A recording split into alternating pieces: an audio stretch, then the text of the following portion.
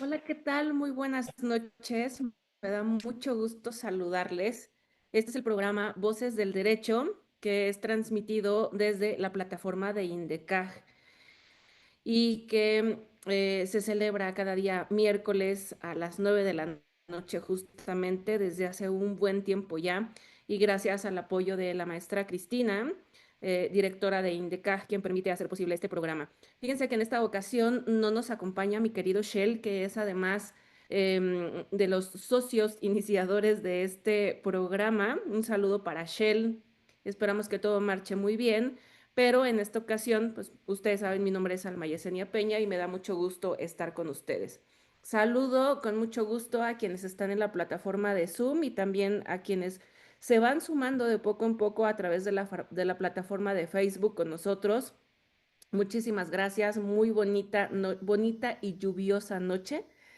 Quiero decirles que esta noche estoy muy contenta de tener con nosotros a un invitado especial y su nombre es Juan José Santillán Gómez. Fíjense que él es especialista en Derecho Penal y Juicio de Amparo, es socio fundador de la firma Legal Santillán y Gracia, también es litigante en materia penal, amparo y en tema de extradición, es capacitador y ha escrito en distintas revistas sobre los temas de su expertise.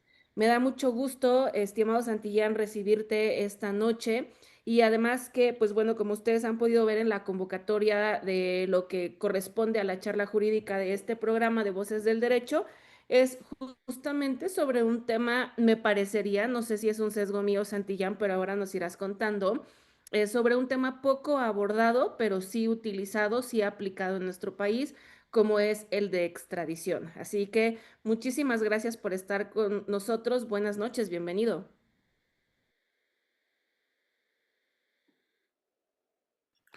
Gracias. Antes de nada, quiero agradecer a la rectora Cristina, ¿no? por la invitación, por el espacio, asimismo a usted, maestra Almayesenia, a nuestro compañero Xchel, que no se encuentra presente, y a Indecaj, que siempre me ha abierto las puertas para poder estar con ustedes. También quiero agradecer a todos los que se encuentran en esta noche dentro de esta plataforma.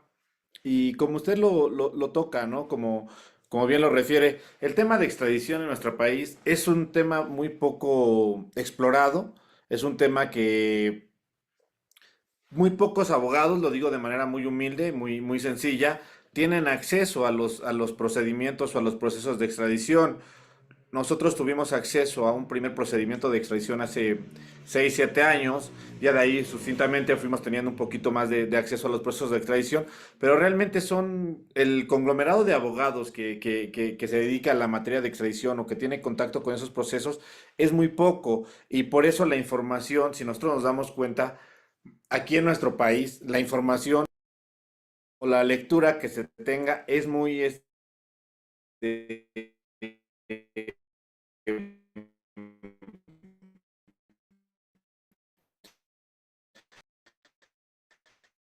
mínima la doctrina, ¿no? Vemos por muy poco tema. Sin embargo, como usted lo refiere, es un tema que se da en nuestro país, en nuestra nación, y que debemos de tener contacto. El tema de extradición es complejo, o la complejidad que me he percatado desde la práctica. Ahorita recientemente tenemos dos procesos de extradición nosotros, y es que es un tema administrativo con tintes penales o con tintes de procedimiento penal. ¿Por qué? Porque tienen que ver leyes administrativas y tiene que ver el procedimiento penal. Ahí es en donde quizás existe esa disyuntiva en el Estado mexicano aún, porque no viene homologado todavía. Pues basta con voltear a ver nuestra ley de extradición, ¿no? Que es la ley de extradición que tenemos nosotros, data del año, si no mal recuerdo, es de 1975 todavía la ley que nos rige a nosotros en materia de extradición. Si bien es cierto, ha habido algunas variantes o algunas reformas, me parece que la última es del año 2021, pues esto no da pauta para qué, para que se pueda llevar acorde al sistema que se tiene en nuestro país. ¿Por qué lo digo esto? Porque en algún momento, en un procedimiento de extradición que tuvimos y que se nos resolvió un amparo favorable, no lo puedo no lo puedo compartir abiertamente por temas de secrecía de los clientes. Y en ese momento, recuerdo bien que con mi socio nos encargan un tema de extradición y el cliente llevaba mucho tiempo detenido sin que se le resolviera la situación jurídica, ¿no? Que si iba a ser extraditado o no iba a ser extraditado. Entonces se nos ocurrió en ese momento solicitar una modificación de una medida cautelar. Y ahí es en donde nos encontramos nosotros con esta problemática. ¿Por qué? En una mesa redonda que estábamos participando alrededor de, yo creo, unos 8 abogados en ese asunto, nos encargan a nosotros pelear la medida cautelar, igual y hasta como novatada, ¿no? Porque pues yo creo que decían, a ver, vayan a pelear la medida cautelar. En México, si no mal recuerdo, nada más se han dado 2 modificaciones de medida cautelar en materia de extradición, me parece. Hasta este momento, ¿eh? Me parece, no tengo el dato exacto, pero no es sin temor a equivocarme, es con temor a equivocarme. Se han dado, me parece, dos resoluciones de medida cautelar en materia de extradición que no deben de llevar el procedimiento dentro de la cárcel. Entonces, hacemos el amparo nosotros, bueno, me hacemos la solicitud y nos la niegan, nos dicen que no se podía, que señaláramos nosotros quién era la autoridad responsable. Y ahí es en donde empezó este viacrucis, ¿no? Haciendo un análisis, le decíamos nosotros al juzgado de distrito que la autoridad responsable era el juez de control. Recordemos que en materia de extradición, pues va a aplicar cuando se requiere a una persona, ojo, cuando se requiere a una persona por otro país, aquí va a el juzgado federal especializado del sistema de corte acusatorio, o sea, el juzgado de distrito. Ejemplo, si aquí se solicita una persona y emite esa orden de captura un juez de distrito, pues lo van a llevar con el juez de distrito que le corresponda. No sé si me vaya explicando. En este caso, en el altiplano, ¿no? Ahí lo llevan para que éste decida la suerte de esta persona y él dice, ok, está una persona detenida con fines de extradición. Y el lugar de reclusión va a ser el centro preventivo o el Centro Federal de Readaptación Social del Altiplano, o el de Guanajuato, o el de Veracruz, el que se destine. Entonces nosotros le decíamos al juez de distrito, perdón, cuando solicitamos nosotros esa revisión de medida cautelar, se la solicitamos nosotros a ese juzgador y nos dice que él no es competente para conocer sobre la modificación de la medida cautelar. Nos vamos al amparo y nosotros lo señalamos a él como como la autoridad responsable. Y ahí fue en donde en el amparo a nosotros nos mencionan que por qué nos referíamos a él. Dijimos, bueno, pues porque esta fue la persona, digo, perdón, el juzgador que lo recluyó, ¿no? Fue la persona que le dijo que iba a estar en una medida precautoria, en una medida cautelar, en prisión, ¿no? Entonces, también señalamos nosotros a la Secretaría de Relaciones Exteriores y señalamos al director del centro penitenciario. Y en palabras coloquiales, nadie quería asumir esa responsabilidad. ¿Por qué? Porque eso es lo que sucede o lo que acontece en el tema de extradición. Y como bien lo menciona usted, maestra, como no estamos tan familiarizados con el tema de extradición, para que se pueda dar una idea, dice en el artículo 23 de la ley de extradición, el juez de distrito es irrecusable y lo actuado por él no admite recurso alguno, tampoco serán admisibles cuestiones de competencia. Entonces, si nosotros hacemos una solicitud ante el juez de distrito, tenemos que irnos al juicio de amparo.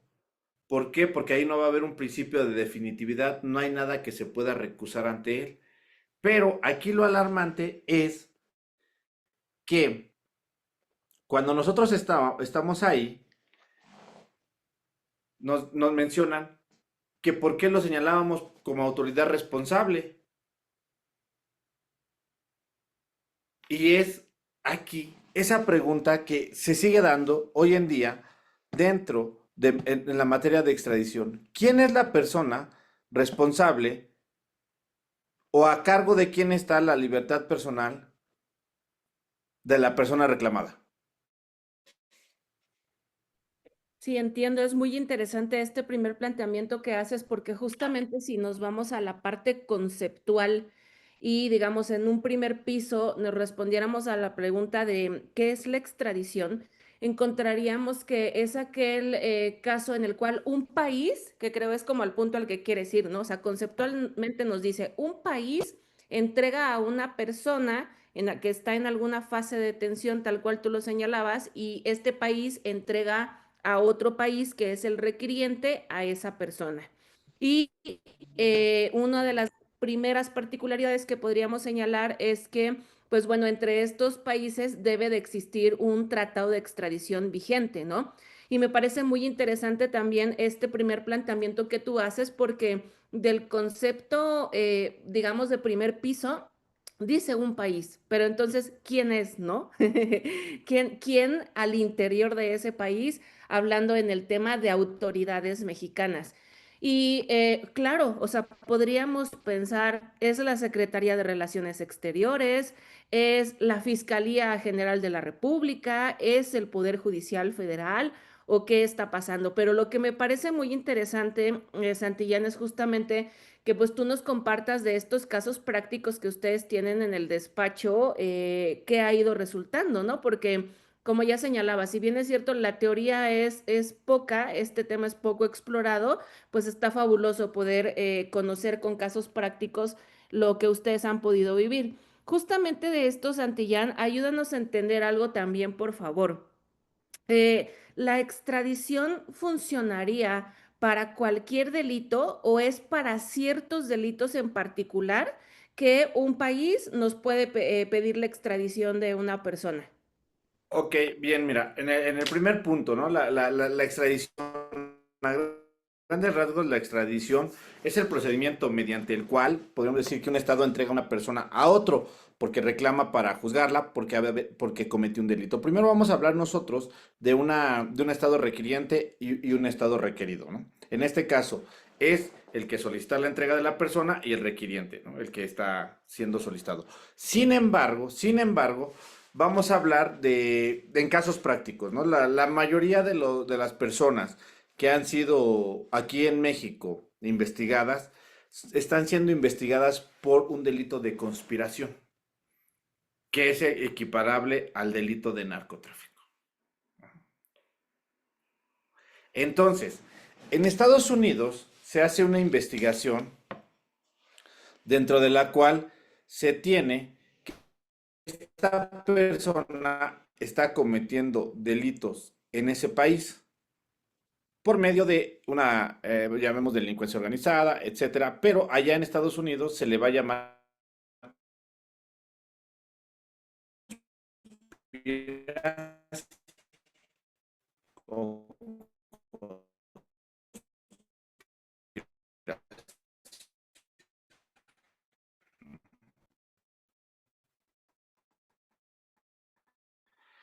de relaciones exteriores, pero de el delito aquí en el Estado mexicano.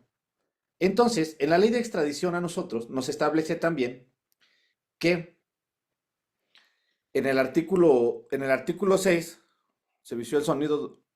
¿Ya se escucha bien?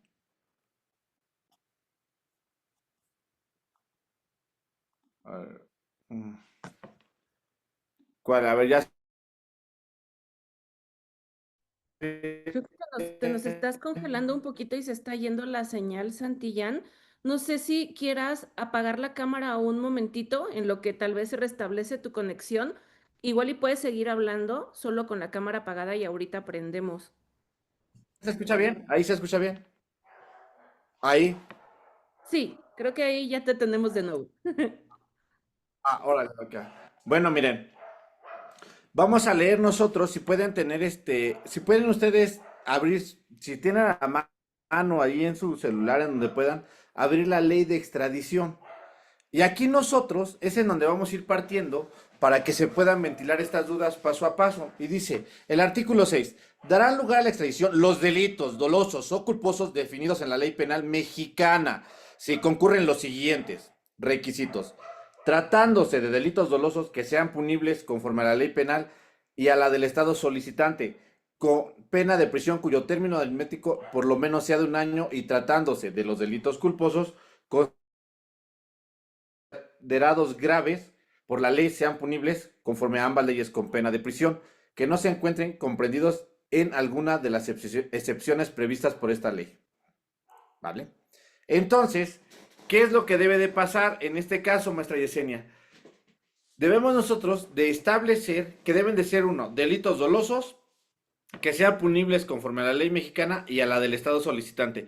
Para esto se tiene que hacer una equiparación de ese hecho delictuoso, de ese delito. ¿Sí me explico? Por ejemplo, vamos a pensar homicidio, ¿no?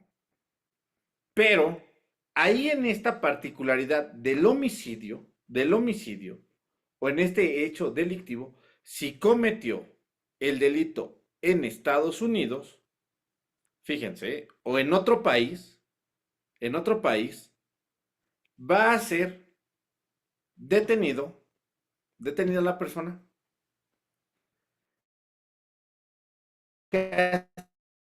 inmediatamente va a ser, pero eso no va a surtir los efectos. ¿Cómo? Ojo, ¿cómo? En otros delitos como el de conspiración. Y se quedarán, bueno, pero ¿por qué, verdad? ¿Por qué hace este comparativo el maestro Santillán? Y a lo mejor muchas personas que digan, bueno, pero es que no se pueda, es que esto no puede ser. Veo que sacan libros que explican muchas cosas, pero nunca los he visto realmente en un proceso de extradición.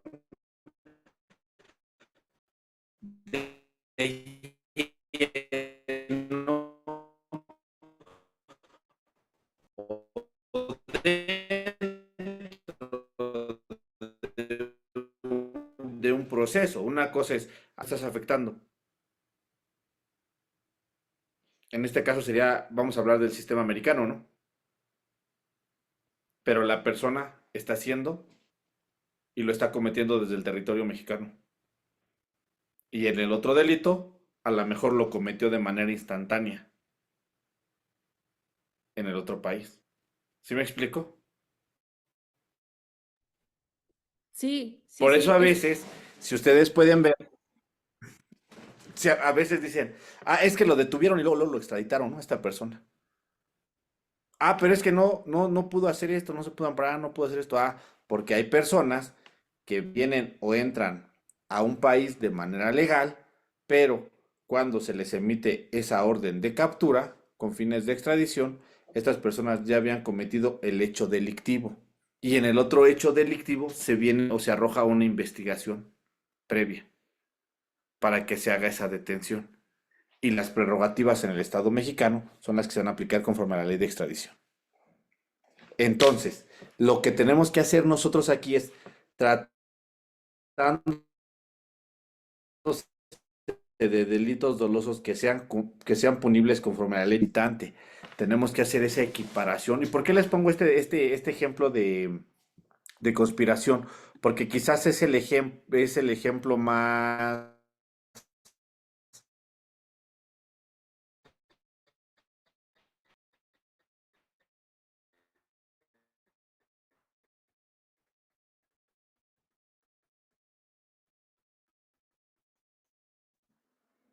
como más buscas cuestiones. ¿Sí me siguen escuchando maestra? ¿Es el mío el que está fallando? sí, es el tuyo. Los últimos 2 minutos, 1 minuto, creo que te perdimos en audio. A ver, Nos déjenme está, cambio de lugar. Me voy a cambiar de lugar. sí, dale, dale. Nos está jugando una travesura la tecnología. En lo que un querido Santillán se reacomoda en otro espacio a ver si obtenemos mejor señal de su Wi-Fi. Pues bueno, quiero aprovechar también para enviar un saludo a todos ustedes. Sé que en la mayoría de ciudades de la República Mexicana nos está lloviendo mucho, ¿no? Andamos con friecito, hay lluvia, hay A ver si interferencia aquí con ya, el, a ver si aquí se escucha mejor, ¿vale? ahora vemos, hay interferencia con el Zoom y con este tipo de conexiones que es súper normal en estos días. y que pues bueno, no nos queda más que, justo como Santillán lo está haciendo ahora, buscar un rinconcito mejor para ver si la conexión nos da un poquito más de suerte, ¿no? Para este tipo de casos. Así. Em, a ver, Santillán, probemos tu audio, please, a ver si ahora sí ya A ver vamos. si ya, ahí ya me escuchan bien. Parece ser que está mejor, parece, sí. Em, de lo Aquí, último que bueno. te alcanzamos a escuchar, que, bueno, justo quiero, aprovechando esta pausa, decirle a las personas que nos están siguiendo en Facebook y también en el Zoom que, pues bueno, son bienvenidas sus preguntas o comentarios. Por supuesto que las pueden dejar aquí a través del chat y con mucho gusto yo se las voy retransmitiendo a nuestro invitado especial de esta noche. En el último planteamiento que hacía Santillán sobre, digamos, estas estrategias de, yo parafraseo así, ¿no? Tú no lo expresaste de esta manera, pero lo parafraseo así como de litigiosamente tal vez cuándo conviene y cuándo no llevar a cabo estos temas de extradición. Justo eso te podría preguntar, por ejemplo, ustedes en el despacho, que son en tu despacho, que son especialistas en litigar esta materia, por ejemplo, ¿podrías darnos dos ejemplos? Uno de el cuando sí conviene, o sea, que tú le digas a un cliente tuyo, oye, ¿sabes qué?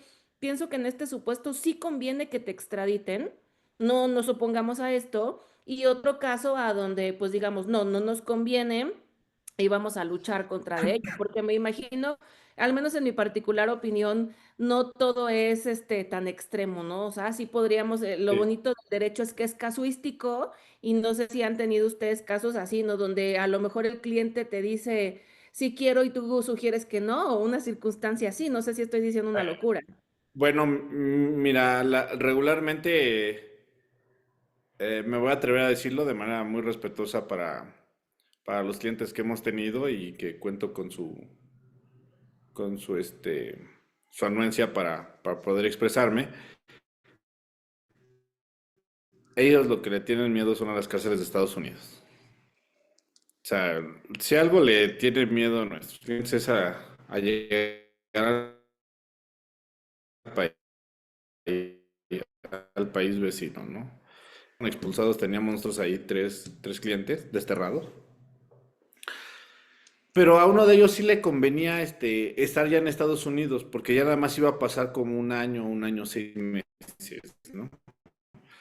Entonces, a veces en ese sentido sí conviene, pero ¿cuál es el tema aquí en México? Que a veces no sabemos qué sorpresa vayan a salir cuando salgan. O sea, cuando ellos vayan a obtener una libertad, y aquí en México, en nuestro país, lo que más nos piden los clientes en ese tipo de asuntos, como en cualquier otro asunto, pues es pelear, ¿no? Pelear por esa libertad. Sin embargo, si nosotros hacemos un análisis de cuántas extradiciones se han ganado, me parece que persona y las demás, insisto, ahorita han sido con la modificación de medida cautelar, aquellas, las demás se niegan, siempre terminan extraditando a las personas. Sin embargo, para nosotros hacer una defensa de esa índole, sí tenemos que mezclar mucho el derecho administrativo, el derecho penal, el derecho procesal penal y los derechos humanos.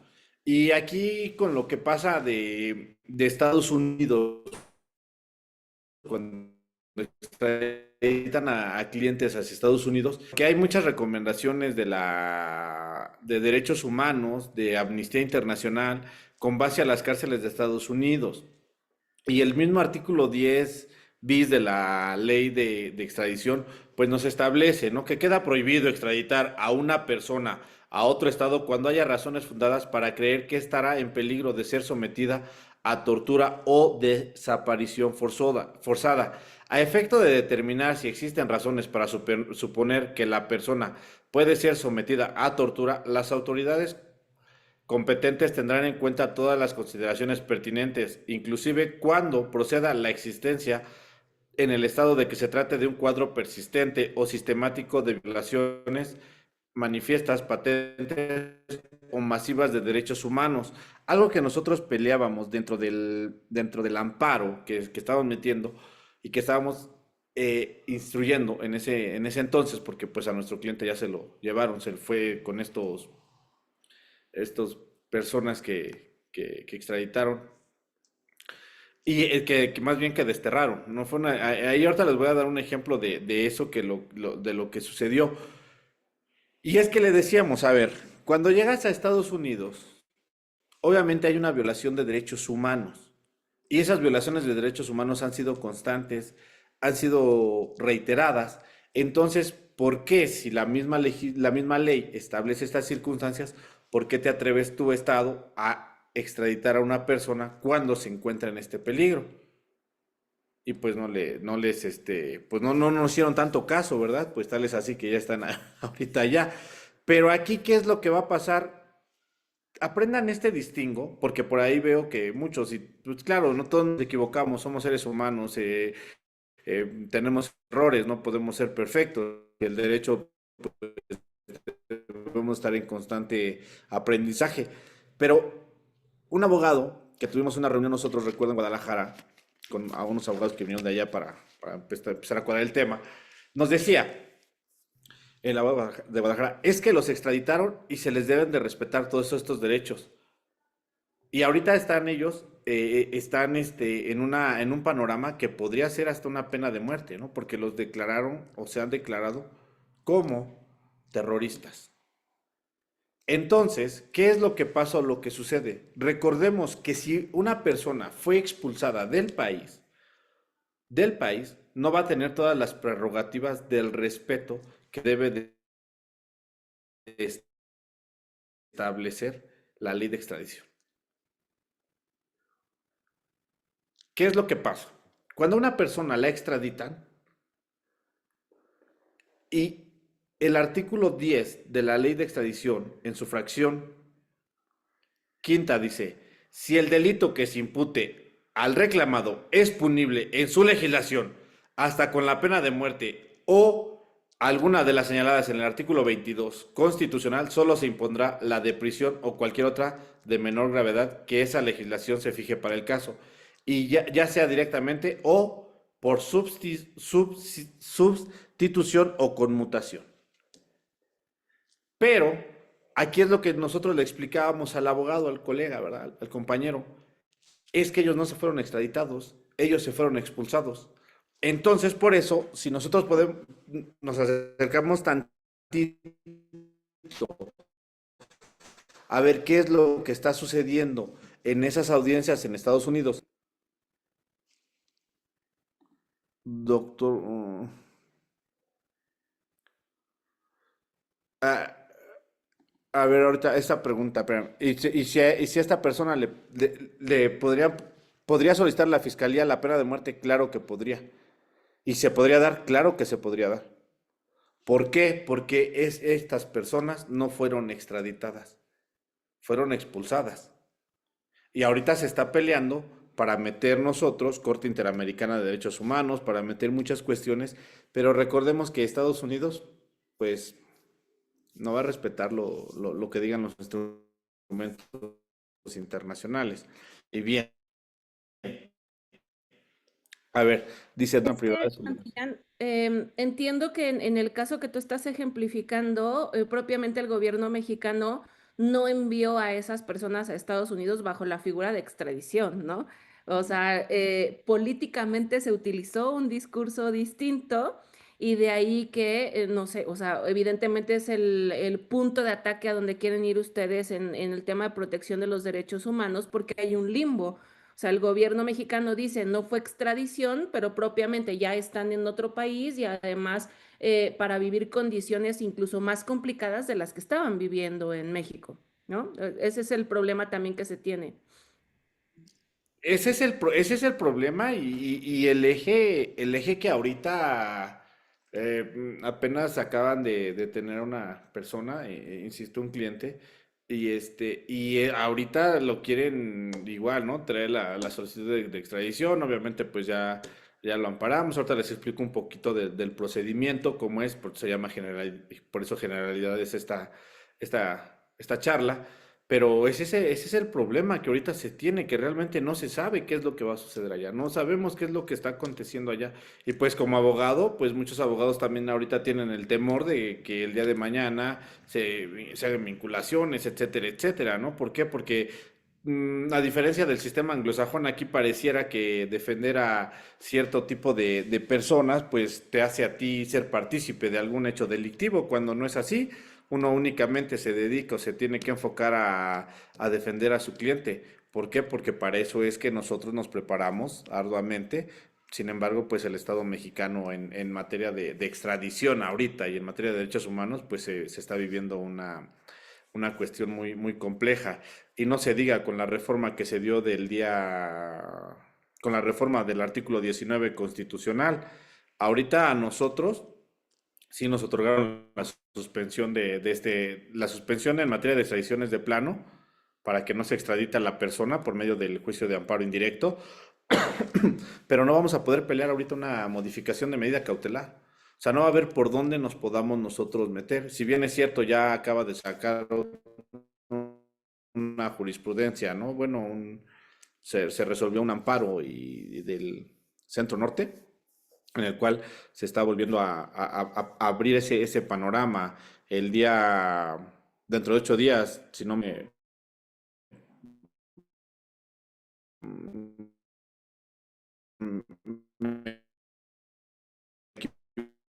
equivoco, va a ser solicitas una modificación, digo, no le hemos solicitado de medida cautelar en materia de extradición, mm, pues no sabemos cuál vaya a ser el cauce de que vaya a dar. Supongo que pues nos la van a negar o nos la van a desechar de entrada. Entonces, aquí el punto es, ¿cuál sería el actuar del Estado mexicano? Creo que necesitamos nosotros una nueva ley de extradición. Creo que se necesita establecer una ley de extradición conforme a lo que se vive en el país y aquello que impacte realmente en los derechos humanos y que los pueda tutelar. Y para ello podemos ver el capítulo 2 de la ley de extradición y que dice procedimiento, la petición formal de extradición, etcétera, etcétera. Y dice, la prueba que acredite en la fracción segunda del artículo 16 nos establece la prueba que acredite el cuerpo del delito. O sea, todavía nos habla del cuerpo del delito, ¿no? Y la probable responsabilidad del reclamado. Bueno, imagínense, si todavía nosotros estamos hablando en la ley de extradición del cuerpo del delito, pues está cañón. A ver, voy a responder esta pregunta, ¿vale? Si me Algo que permites, pudiera ser... te la planteo Sí, con sí, sí, todo sí, sí, gusto. sí. Gracias, Gaby, también mi querida Gaby, por siempre estar conectada con nosotros. Te mando un saludote, mujer, a Víctor Castañeda, Divina también, todos ustedes por tener la cámara conectada. Y bueno, también a quienes nos están viendo en Facebook, fíjense que aquí mi querida Gaby hace el siguiente planteamiento. Doctor, algo que pudiera ser muy descabellado, supongamos que aquí hay una persona privada de su libertad, pero de nacionalidad iraní. Y si Estados Unidos lo requiere, ¿se puede llevar a cabo esto? Es un ejemplo con respecto al tema de la guerra que hay actualmente entre Israel e Irán. Dice Gaby que es un ejemplo muy loco, pero no creo, Gaby, que sea muy loco, porque es justamente lo que estamos sufriendo ahora cada día en el tema de las noticias internacionales. Y entonces, Santillán, Gaby te hace este planteamiento y por último pregunta, ¿se puede hacer en un momento dado porque em, es socio de Israel? Su opinión sería, porque Estados Unidos, perdón, es socio de Israel, ¿o cuál sería su opinión al respecto? Significa que hay una persona privada de su libertad. Sí, sí se puede llevar a cabo, no es un planteamiento muy loco, yo creo que es algo que pudiera pasar en realidad, mire, algo que ahorita nosotros tenemos citas pendientes nosotros en Estados Unidos, no hemos ido, ahorita no hemos ido, pero ¿qué es lo que pasa, lo que sucede cuando declaran? Hay que estar atentos, no declararon, cuando declaran a alguien como terrorista o como a grupos criminales, declaran al Estado, y eso es lo alarmante, ¿no? Que declaran al Estado como terrorista. Entonces ahí, si tú estás poniendo este ejemplo y se llevan a una persona, pues claro que pueden actuar ellos bajo esa figura, siempre y cuando esta persona haya cometido también un hecho delictivo o traiga una investigación. O sea, tampoco pueden decir, ¿sabes qué? Yo quiero me lo extradites, quiero hacer, porque hablemos de jurisdicción, ¿no? Y aquí entonces, si el delito se cometió aquí en México, pues la jurisdicción debe de ser nuestro país. Sin embargo, si él cometió un hecho delictivo allá o, en este caso, en el transcurso se cometió un hecho delictivo, sí puede pasar ello, ¿no? Y más por la situación que ahorita se vive, claro. Ahora bien, miren, algo que también que como defensa, se preguntarán, ¿verdad? O podemos quizás cuestionarnos, ¿cómo podemos defender a una persona de una extradición? Y el artículo 25, fíjense, el artículo 25 de la ley de extradición dice, al detenido se le oirá en defensa por sí o por su defensor y dispondrá hasta de 3 días para oponer excepciones que únicamente podrán ser las siguientes. Uno, la de no estar ajustada a la petición de extradición, a las prescripciones del tratado aplicable o a las normas de la presente ley, a falta de aquel. Y segunda, la de ser distinta persona de aquella cuya extradición se pide.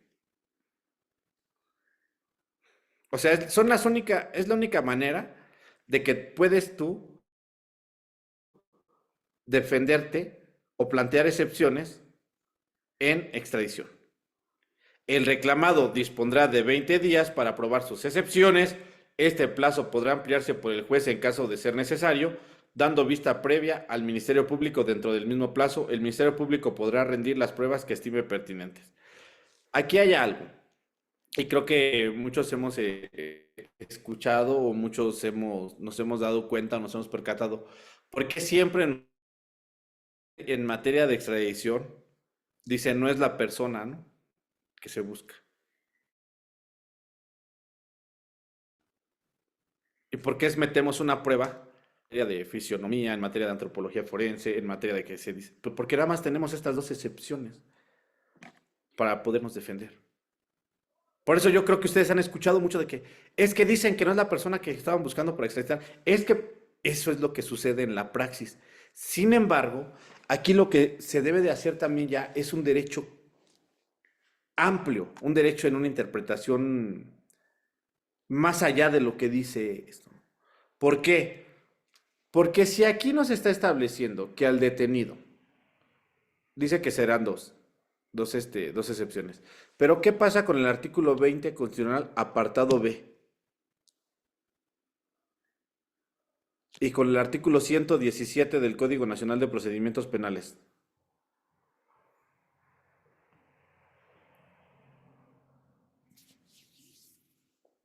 A ver, la ley de extradición debe de ir acorde a la Constitución.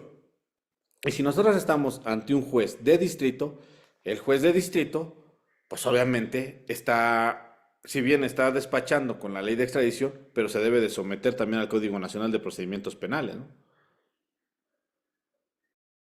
Entonces, nosotros como abogados tendríamos derecho para ofrecer más pruebas y la persona reclamada, en este caso la persona que está siendo solicitada por el país vecino, tendría el derecho de ofrecer también todos esos datos, esos medios de prueba, conforme al artículo 20 constitucional, apartado B. Entonces, ¿por qué se nos hace esta limitación a únicamente a decir que que se debe de establecer la de no estar ajustada a la petición de extradición o la de ser distinta persona de aquella cuya extradición se pide?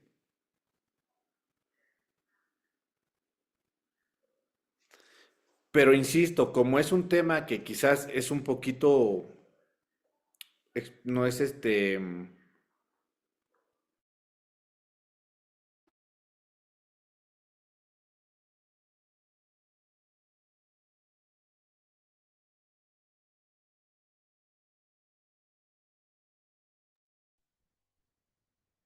Hola, porque no hola, está tradición. Sebastián. Se podemos ir por mes que hagamos. ¿Qué?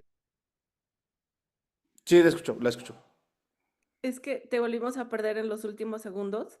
Ah, la escucho, la escucho. Am, Intento recapitularte. Estaba sobre el planteamiento de que, ¿por qué no entonces la defensa poder hacer estos planteamientos con fundamento en artículo 20 constitucional, apartado B? Y ahí te perdimos un Ok, poquito en conexión, porfis. ok, bien. Mire, lo acaba de comentar el licenciado Suriel, ¿no? Porque quizás estamos limitados con la ley de extradición y esto se va quebrantando por medio de los amparos. Sin embargo, ¿qué es lo que sucede? Aquí nos tendríamos nosotros que regresar a lo que establece la misma ley de extradición, que las decisiones de los jueces, cito, no son recusables.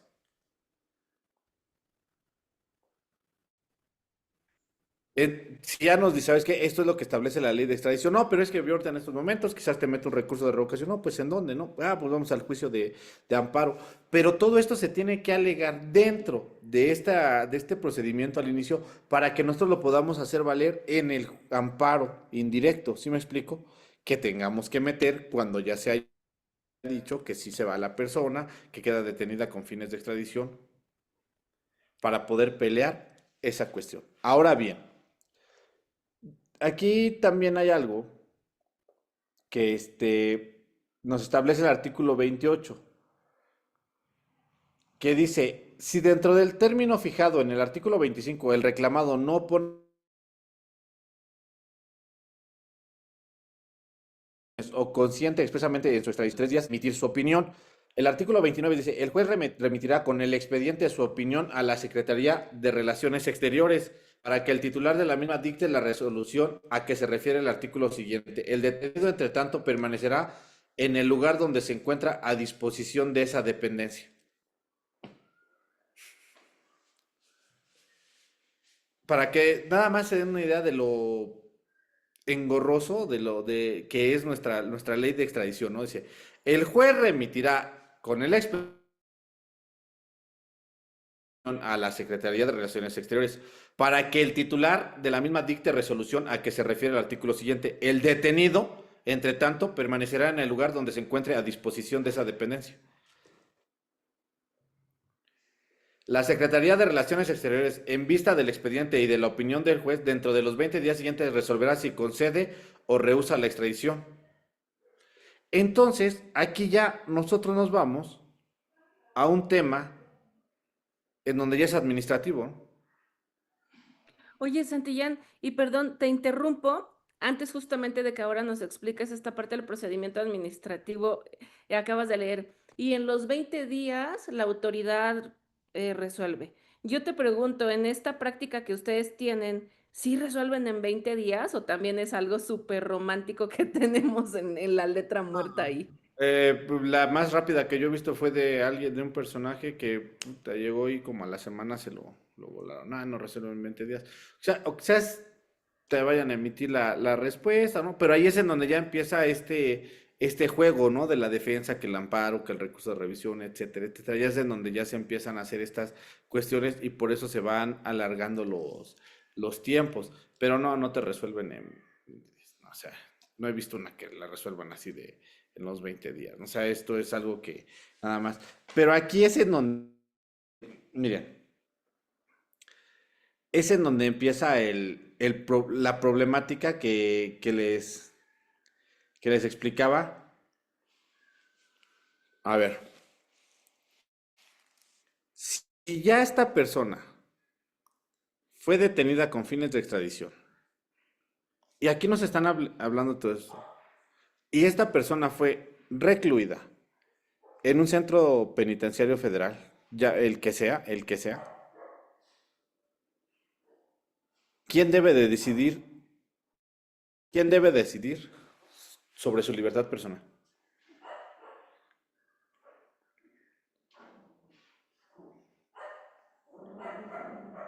Claro, es que en este planteamiento que tú haces es justamente ese, no sé, limbo jurídico que se tiene en la ley porque se pimponean entre la autoridad administrativa y la autoridad juzgadora que tiene a su disposición a esta persona, ¿no? Pero no sé qué tanto, estoy pensando mal, Santillán, no sé qué tanto ese pimponeo es a propósito, ¿no? Para justamente ahí estar alargando los temas como tú señalabas hace un momento. Sí, pero miren, y ya para creo que ya vamos a estar en tiempo en un ratito. Miren, fíjense, nos ponen la audiencia a nosotros, nos dicen, ¿saben qué? Tienen razón. La audiencia se va a llevar hoy a las 11 de la mañana, ¿no? Ah, pues ya todos bien felices. ¿Qué crees que logramos quebrantar? No, pues ya es la primera audiencia que nos van a dar para revisión de medida cautelar, que cómo lo hicieron y bla, bla, bla. No, nosotros bien felices. No, pues sí, ya. 10 minutos antes, ¿saben qué? No se va a aperturar la audiencia porque no se puede. ¿Pero por qué no se va? Pues no, porque no, que están en error y todo. Y volvimos a regresar al mismo punto. O sea, ya la audiencia, 10 minutos, o sea, nosotros ya estábamos conectados para entrar a la audiencia y checar lo de la medida cautelar y no nos la dieron. Ahora te digo que ya hay dos precedentes, bueno, hasta donde tengo entendido, es que a una persona que está con brazalete, que se encuentra detenido con fines de extradición, más bien las dos personas. Y eso es lo que se debe de empezar a adecuar la ley de extradición a la Constitución y al Código Nacional de Procedimientos Penales, porque si no, va a ser un menoscabo. Y le decía yo a una persona, le digo, porque estamos haciendo un estudio, ¿no? Sobre extradición, muy a fondo. Y le decía, a ver, si esta persona está siendo detenida, si bien es cierto, el derecho a la libertad personal no es un derecho humano que es absoluto, lo cierto es que cuando una persona está detenida en un centro de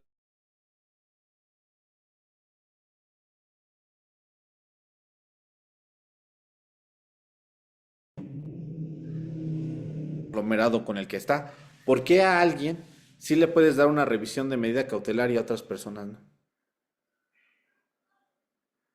¿Qué no se supone que hablando de sociedad, nosotros establecemos o nos conformamos en núcleos sociales, ¿no?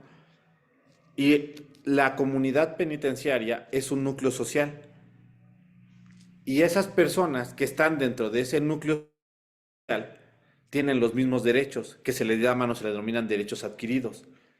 Y si esta persona fue detenida con fines de extradición y fue en ese momento, vamos a hablar de manera general, ¿eh? No quiero que al rato digan, pero ¿por qué dices juzgado? Porque luego veo que muchas personas, una vez me acuerdo cuando empezamos a capacitar, ¿no? En diferentes estados de la República, decían, es que cuando vayas a una audiencia, dile vinculado, ¿no?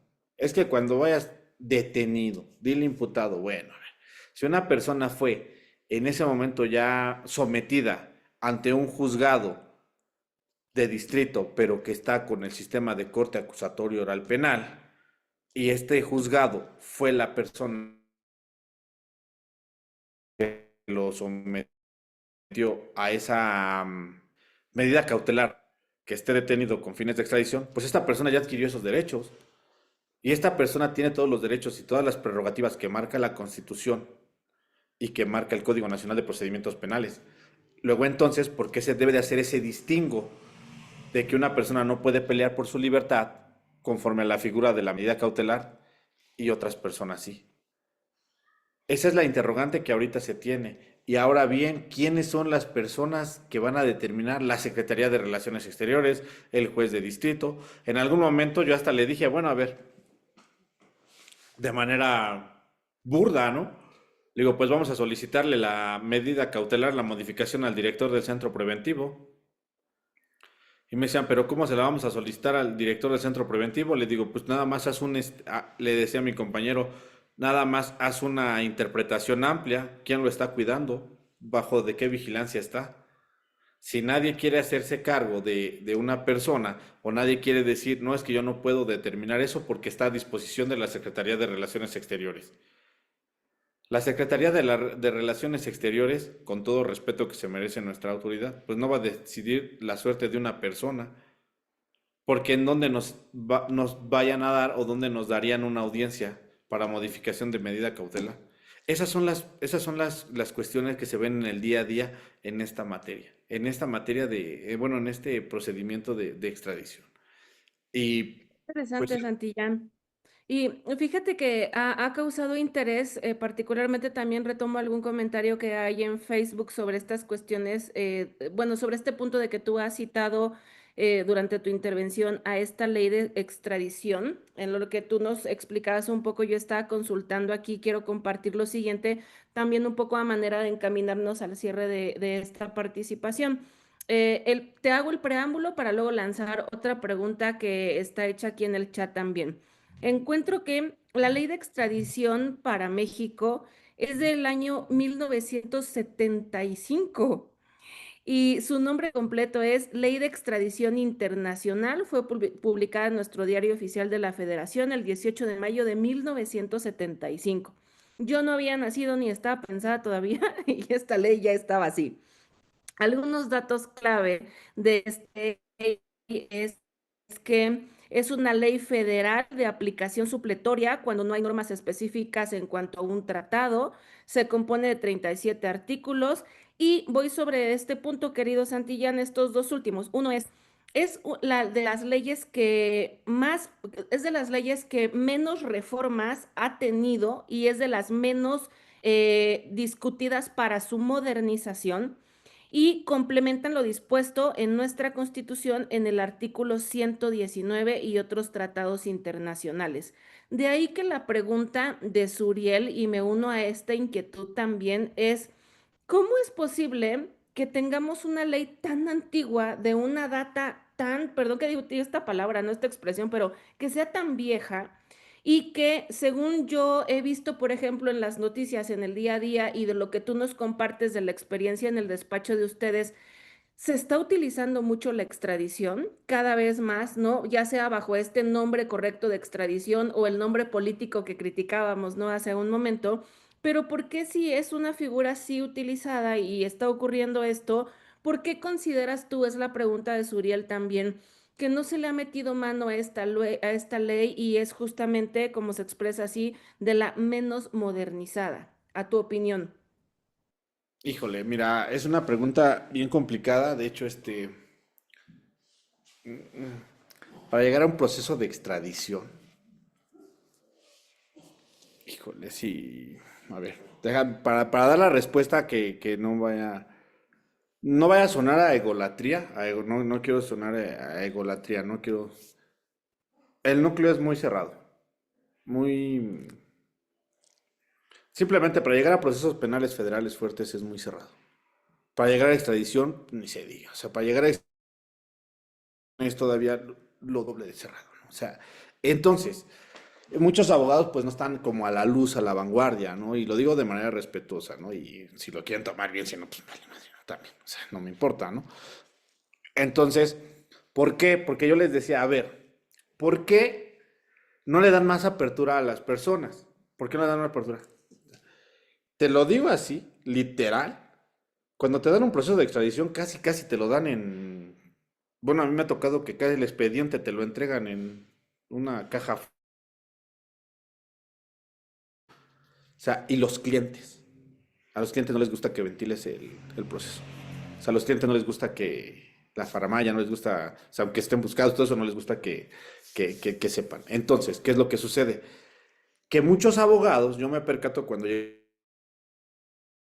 se quedan en el antiguo sistema, en el sistema escrito.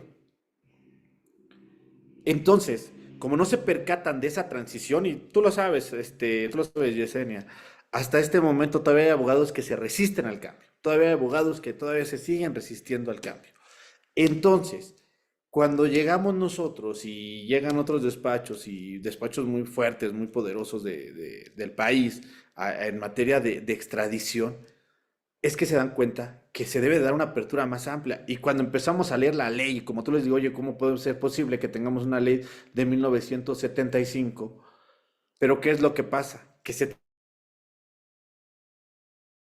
más de fondo, ahí ya tendrían que entrar dogmáticos, ahí ya tendría que entrar otras cuestiones, porque a lo mejor uno lo ve desde la práctica, pero para que se dé esta reforma, pues sí tendría que haber un conjunto de personas que estén en la práctica, de investigadores y de buenos políticos que quieran ir acorde a lo que se vive. Porque ahorita es un punto que va a ser un parteaguas, bueno, más bien ya es un parteaguas de estas personas a lo que se viene en estos momentos. Ni siquiera se tiene definido, ahí te lo puedo asegurar, cómo se lleva realmente un proceso de extradición. ¿Por qué? Por esa mezcla que se da del proceso administrativo, del proceso penal y de los derechos humanos.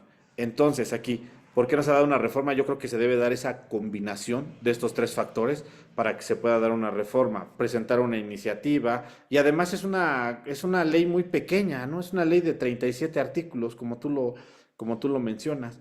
Pero yo les haría una pregunta que se la lleven de tarea. Esta ley o el Código Nacional de Procedimientos Penales, ¿en dónde nos habla de la extradición? ¿Ustedes han leído alguna vez que el Código Nacional de Procedimientos Penales nos hable de la extradición? Solamente es en un artículo y lo toca de manera muy por encima. Pero eso sería, ¿no? Veo que aquí hay otra pregunta de alguien. Sí, es de Rigoberto. Creo que ya fue un poco contestado de parte tuya en otra intervención, pero Ujú. igual la lanzamos de nueva cuenta para que, pues, bueno, nos puedas ayudar a responder a Rigoberto, por favor. Sí. Y él dice, maestro, buenas noches. En su experiencia, ¿un proceso de extradición en México ha durado más de los 60 días establecidos y por qué? O sea, ya nos hablabas, ¿no? De este desfase temporal, pero Sí, es por la estrategia. Nosotros hemos tenido asuntos que han durado hasta 3 años, ¿no? Hemos tenido clientes aquí de hasta 3 años. O sea, es por la estrategia que los recursos, que el amparo, el recurso de revisión, ahí es por la estrategia que se va estableciendo. Otra cuestión, cuando a alguien también lo extraditan, se le toma el tiempo que estuvo detenido aquí.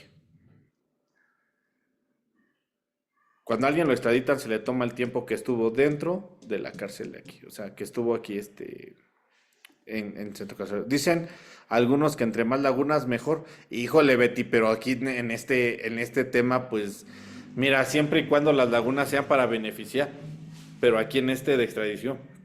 No, miren, los invito a que lean la ley y espero que no sé, que en otro espacio podamos hablar y profundizar un poco más si Indecag y la maestra Alma lean la ley y en otra plática hacemos un foro más de preguntas y respuestas para que vean cuántas dudas les van a surgir de la ley y se van a quedar así como de que, bueno, ¿cómo lo peleo? ¿Llego con el juez de distrito? ¿Qué tengo que argumentar? Si nada más me dan dos pautas para hacer una defensa, luego en qué momento voy a meter el amparo, cuándo meto el amparo, antes de que a esta persona le digan que va a ser extraditada, cuando ya le resuelven que si va a ser extraditado, entonces, esas cuestiones aquí es en donde nosotros vamos a encontrar esas disyuntivas y esta problemática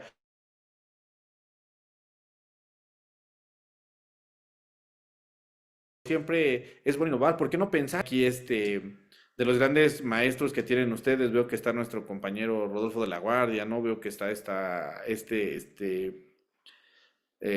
Marcela Cifuentes, ¿no? Luego está con nosotros también nuestros compañeros. ¿Por qué no hacer una reforma? O sea, que les planteen ustedes, oigan, hagan una reforma, ¿no? Hagan algo para que esto siga acabando más, porque realmente estamos muy lejos de lo que se vive en los procesos de extradición. Y yo me comprometo a hacerles llegar mucha información de extradición, ¿no? Y resoluciones que se tienen, que no se pueden compartir públicamente, ¿verdad? Por el tipo o el calibre de clientes, pero que con gusto lo haríamos. sí, por supuesto, mi querido Santillán, sería muy interesante. Y es que justamente vean, además de esta inquietud que Santillán nos ha dejado ahora como tareas pendientes y de estudio, hay que ubicar que para los delitos más comunes en materia de extradición son justamente delincuencia organizada, narcotráfico, lavado de dinero, homicidios, corrupción, como él señalaba, y fraudes financieros. Así que podríamos pensar nosotros que pues, este tipo de asuntos está interesante de llevarse, evidentemente, en nuestro país y luego analizar la extradición. Y que luego, Santillán, si me permite, no es la idea que lo desglosemos ahora, justamente quedará pendiente para la próxima ocasión en la que podamos charlar todos juntos, pero fíjate que en esta noche, obvio, por cuestiones de tiempo, tú te enfocaste más a casos en los que la extradición van entre México y Estados Unidos. Pero por supuesto que este tema de extradición no solo es de México a Estados Unidos, sino que también puede aplicar para con otros países. Y me hiciste recordar también en unos tiempos en los cuales yo trabajaba en Policía Federal, tuve relación con algunos casos en los que tiene que ver Interpol, por ejemplo. Y es que cuando analizamos Fíjate, esta pregunta se me hacía muy interesante. ¿Qué papel juega Interpol para los casos de extradición? Fíjate que la respuesta en la teoría nos dice, Interpol puede emitir una ficha roja para localizar y detener provisionalmente a la persona buscada, pero no es propiamente una orden de aprehensión judicial. Entonces, a los que nos encanta este tema de las detenciones, del derecho humanitario, evidentemente la extradición, que es a lo que tú te dedicas, y el penal, creo que trae un juego de palabras bien interesante. Ah, como bien señalas tú, Santillano, oigan, espérenme, vámonos lento, vámonos analizando palabra por palabra para analizar estas cuestiones, porque pareciera ser sí como pues violatoria de derechos humanos y además es muy interesante y me respondiste a un planteamiento que te hacía, bueno, por ejemplo, personas mexicanas que están acá no quieren ser extraditadas porque no quieren ir a una cárcel en Estados Unidos. No. Pero, por ejemplo, ¿qué pasaría a quien tenga que llevar una extradición con España, con Italia, con a lo mejor países que sí son como un poco más, ¿cómo decirlo? Tal vez, entre comillas, ¿no? Benevolentes en su sistema penitenciario, sería cosa de analizar. Y algo que tú dejaste ahorita de tarea y que me parece bien interesante también, y que gracias por responderle a Suri en la pregunta que hacía. Bueno, creo que para poder reformar todo este tema de extradición, justamente tendría que converger un gran grupo de expertos en todas las materias, ¿no? Porque inicialmente tan solo no es lo mismo, pues el tipo penal, aunque sea fácticamente similar, que puede tener Estados Unidos con México, y también en este tema de las penas. México cada vez está aplicando penas más grandes y también Estados Unidos de pronto tiene unos tipos penales donde son como muy light y otros donde se vuelan durísimo, ¿no? Entonces, no, por supuesto, gracias a tu respuesta ahora notamos que no sería una cosa sencilla pues poder actualizar esta normatividad, ¿no? En ese sentido, mi querido Santillán, ¿cuáles serían tus conclusiones sobre este gran tema para que podamos cerrar esta noche? Creo que básicamente pues estudiar primeramente la ley de extradición, leer los tratados internacionales o bueno, lo que se tiene, ¿verdad? Los tratados que se tengan con otros países y como dices tú, ¿verdad? Atender, yo siempre atiendo en todos los temas penales, de amparo, de extradición, que el eje central sea ese derecho a la libertad personal de las personas y que tenga como finalidad esa reinserción. Sin embargo, ahorita va a haber otra tarea un poquito más compleja de analizar bien todo lo de terrorismo, hablando de Estados Unidos, ¿no? Por ahí veo que también hacen otra pregunta que con el tratado que respecto de Italia. Quizás a lo mejor ahí tendríamos que analizar cómo está ese tratado bilateral con Italia para ver cómo está. Ahí tendríamos que analizar nosotros, mi querido Víctor, el instrumento internacional de Italia para ver qué es como lo que se va a dar aquí. Recordemos, aquí el Estado requiriente es México, ¿no? Entonces, el requerido va a ser Italia. Ahí tendríamos nosotros que establecernos bien esa práctica.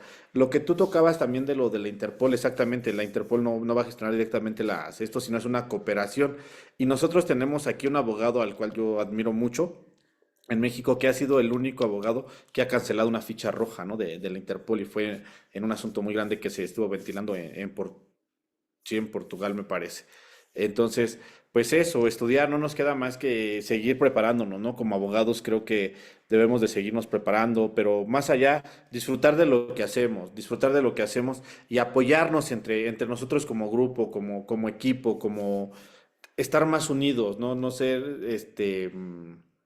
como aquellos abogados, cambiar ese chip de que todos son buenos menos la persona la que está llevando un proceso, ¿no? Porque todos somos buenos abogados en causas ajenas.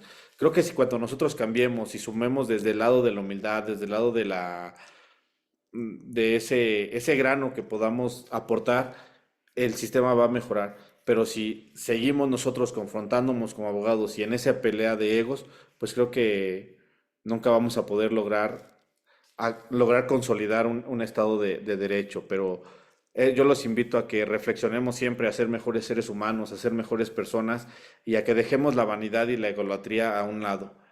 que siempre podamos aportar algo, que no es mejor abogado aquel el que tenga mejores asuntos, aquel que tenga un mejor carro, aquel que tenga un mejor despacho, aquel que tenga un mejor reloj, ¿no?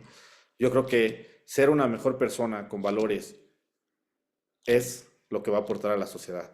Bueno, que tengan una buena noche. Igual sigo agradeciendo a Indecag, a la maestra Cristina, a usted, Alma, y a Excel, que no pudo estar presente. Y por cierto, ya está por próximo a salir un libro de su servidor. Ahí lo estaré compartiendo en mis redes sociales para que lo puedan leer, ¿vale? Muchísimas gracias por tu participación, por todo lo que nos has permitido aprender de ti en esta noche, mi querido Santillán. Y obviamente te vamos a comprometer en este momento al aire para que cuando ya esté publicado ese libro y podamos estar haciendo los eventos de lanzamiento, pues nos puedas regalar un espacio en la agenda para poder charlar de nueva cuenta aquí contigo para seguir aprendiendo de ti.